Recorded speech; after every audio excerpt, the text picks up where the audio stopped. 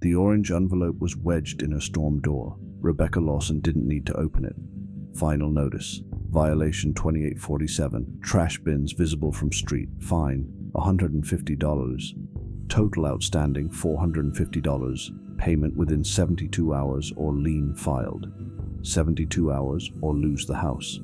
Her phone buzzed. Linda. Got another one. Trevor. Orange envelope crew. The group chat exploded. 14 homeowners, 14 orange envelopes, 3 days to pay. Rebecca worked double shifts for 8 years to keep this house. Gerald Hutchins, retired with his pension, prowling with a clipboard, would take it over trash cans. Linda appeared at her door, phone extended.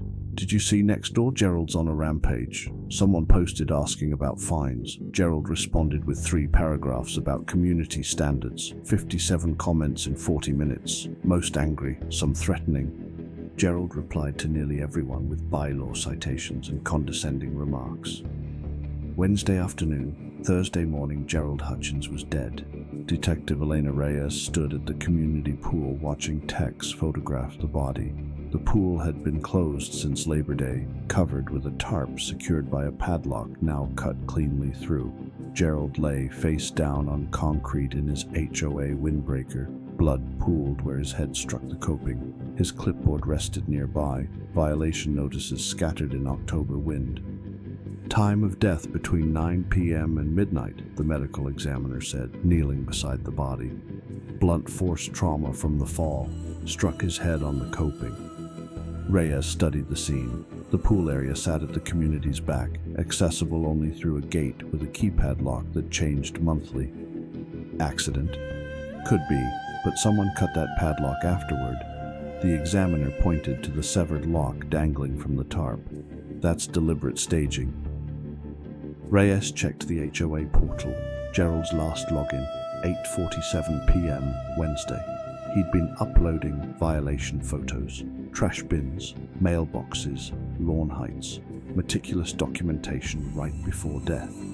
Mills approached. Next door thread from yesterday afternoon.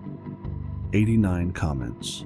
Gerald responded to every criticism with bylaw citations about property values and standards. Several responses bordered threatening. Security cameras? 6 Ring doorbells on the street. Pool has nothing. Gerald voted against cameras last year. Too expensive. Invasion of privacy. No struggle signs. Phone, wallet, keys on clipboard, not robbery. 14 violation notices went out yesterday, Mills said. Final warnings, 72-hour deadlines. Fines ranging $200 to $600. Get me everyone who received a notice. Pull all Ring footage from last night, 8 p.m. to midnight. Reyes looked at Gerald's body. Not an accident. Someone had been waiting for him at this pool. Someone who knew he'd be here. Someone angry enough to kill, or desperate enough. By Friday afternoon, Reyes had interviewed 8 of the 14 homeowners. Rebecca Lawson. I worked nights at County General, ICU nurse. Wednesday I got home at 7:30 and broke down. I'm 3 months behind on mortgage. My ex stopped child support. The foreclosure notice came 2 weeks ago. Auctions November 15th. Trevor Wallace. Fined $275 for garage door open past 8 p.m. unloading groceries. Gerald drove by twice, photographed everything. Linda Harper. $200 for a garden gnome 13 inches instead of 12. He measured it. Every interview revealed the pattern. Gerald obsessed with enforcement. Ring footage showed Gerald's Camry between 8:15 and 8:45 p.m. At 9:07 p.m., one camera caught a figure in dark clothing walking toward the pool, too far for recognition. Medium build, could be half the neighborhood. Mills pulled up next door posts. Wednesday at 7 p.m., 2 hours before he died. Homeowner. Another orange envelope. This is harassment. Gerald. Bylaws are clear. Compliance is not optional. Those who cannot maintain community standards should consider relocating. 17 angry reactions, 3 veiled threats. Financial backgrounds on all 14, Reyes said. Who's desperate enough to kill over a few $100s? Mills slid a folder across. Already started. That's where it gets interesting. Tech forensics came back Monday. Rebecca's phone connected to home Wi-Fi from 7:45 p.m. to 6:30 a.m. Netflix showed activity 8:15 p.m. to 11:45 p.m. from her IP. Nest thermostat confirmed adjustments at 9:15 p.m. and 10:30 p.m. Motion sensors triggered throughout. She was home, Mills said, unless someone used her accounts. Rebecca hadn't left. Trevor Wallace at a work dinner until 10:30 p.m. Receipts, 3 co-workers confirmed. Linda Harper at book club until 11 p.m., 6 witnesses. One by one, suspects gained alibis, some stronger than others, but enough for reasonable doubt. Except that figure at 9:07 p.m. kept bothering Reyes. Someone walked toward that pool, someone who knew Gerald would be there. Pull HOA financial records, Reyes told Mills. Gerald kept mentioning property values on Nextdoor. Who benefits from higher values? Mills looked up. HOA collects dues based on assessments. Higher values mean higher dues. Who controls those funds? The board. Gerald was president, but there's a treasurer, secretary, 3 at-large members. Get their names. Every financial transaction the HOA made in 5 years. Bank statements, vendor payments, reserves, everything. 2 days later, a forensic accountant walked in carrying a thick folder. Detective, you need to see this. The accountant spread documents across Reyes's desk. Bank statements, invoices, payment records. The HOA's been hemorrhaging money. I noticed patterns in vendor payments. She pulled out a spreadsheet. Greenscape Solutions, monthly landscaping payments totaling $87,000 over 3 years. Mills leaned forward. That's high for a small community.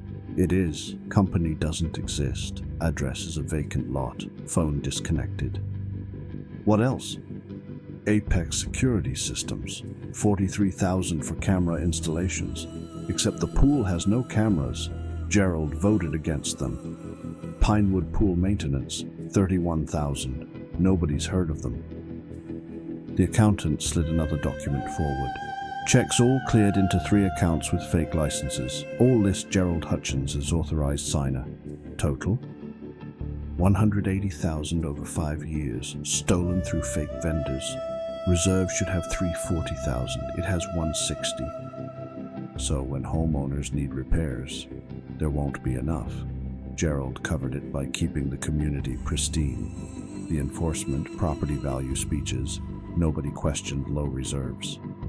When was he leaving? Next election's March, but he bought a Scottsdale house 3 months ago, cash for $20,000. Taking the money and running, Mills said. Reyes stared at the documents. Gerald wasn't just a tyrant, he was a thief. Someone discovered his secret. But who? Who had access to the HOA portal? Reyes asked. All board members. Plus homeowners can request read-only access, transparency requirement. Mills pulled up access logs. 17 homeowners have accounts, most haven't logged in, but Trevor Wallace did Wednesday at 3:47 p.m., downloaded 5 years of transactions, bank statements, invoices. Reyes felt pieces clicking. Trevor is an accountant. Works for Deloitte, forensic auditing. He'd know exactly what to look for.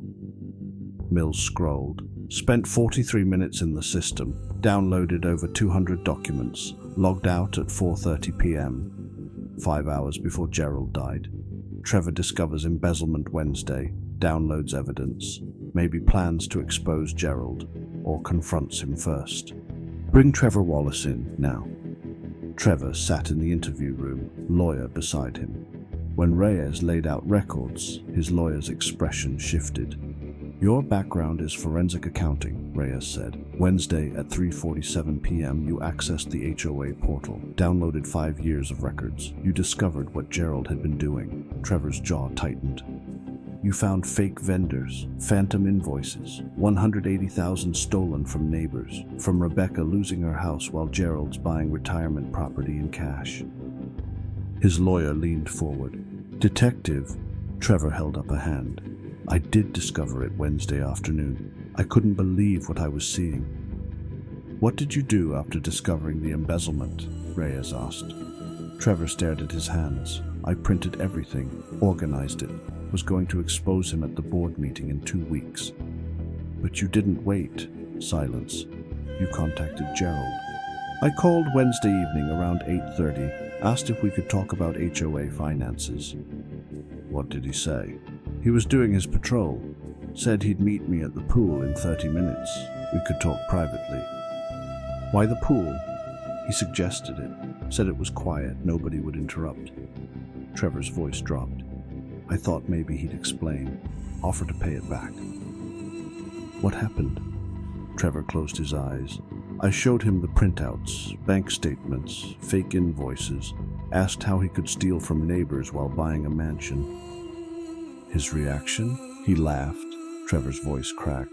Said I couldn't prove anything. Board would never believe me. He'd been president 8 years. Then? He turned to walk away, dismissed me, like I was nothing, like stealing meant nothing. His hands trembled. I pushed him. Once, he stumbled backward, tried to catch himself. The sound of Gerald's head hitting the coping hung in silence. He hit the pool edge. Trevor looked up, tears streaming. I knew immediately he was dead. What did you do after he fell? Mills asked. Trevor's voice was barely audible. I panicked, checked for a pulse. There wasn't one. I stood there frozen. Then, I saw the padlock, thought if I made it look like someone broke in. Found bolt cutters, cut the lock. He shook his head. Stupid, wasn't thinking straight. Why didn't you call 911? I was scared. I'd just killed someone. Even if it was an accident, even if he was a thief, I knew how it would look. I have a wife, 2 kids. So you left him there? Trevor nodded miserably. Walked home, deleted the files, tried to act normal, but I couldn't sleep. Every time I closed my eyes, I heard that sound. Silence except for Trevor's sobbing. Reyes studied him. Trevor wasn't a murderer. He was an accountant who discovered fraud, confronted a thief, lost control for 1 second. Never been in trouble, now facing years in prison. But Gerald wasn't innocent. He'd stolen $180,000 from neighbors, driven Rebecca toward homelessness while hiding his crimes, used his position to rob the community he served. The law was clear about what Trevor had done, but justice? More complicated. Trevor Wallace, Reyes said formally, you're under arrest for voluntary manslaughter of Gerald Hutchins. You have the right to remain silent. As she read his rights, she wondered what the community would think. Would they see Trevor as a killer, or as the person brave enough to stop a thief? The Pinewood Estates community room was packed 3 weeks later. Trevor Wallace charged with voluntary manslaughter. HOA board dissolved pending audit. Rebecca Lawson stood at the microphone. Trevor saved my house. If Gerald had gotten away with this, we'd all face special assessments. Some would have lost homes. Murmurs of agreement. Linda Harper spoke. What Trevor did was wrong. But what Gerald did for 5 years, stealing, threatening, destroying lives over petty rules, that was worse. The crowd was divided. Half believed Trevor was a hero. Half insisted he was a murderer. DA offered a plea, 8 years, parole in 5. Trevor accepted. Mr. Wallace, you uncovered serious crimes, Judge Morrison said. But you had legal options. Police, oversight boards, lawyers. Instead, you confronted Mr. Hutchins alone, and a man died. Justice requires accountability, even when the victim was far from innocent. The $180,000 returned to HOA reserves. Rebecca's foreclosure halted when the interim board forgave all fines. Trevor Wallace would serve his time, but to half of Pinewood Estates, he wasn't a criminal. He was the man who stopped a thief. The debate continued long after, in forums, at gatherings, over fences. Murderer or whistleblower, vigilante or victim. Pinewood Estates would never be the same. Orange envelopes stopped. Enforcement ended. But the price was terrible. 2 men gone, 1 dead, 1 imprisoned. Everyone left deciding what justice really meant.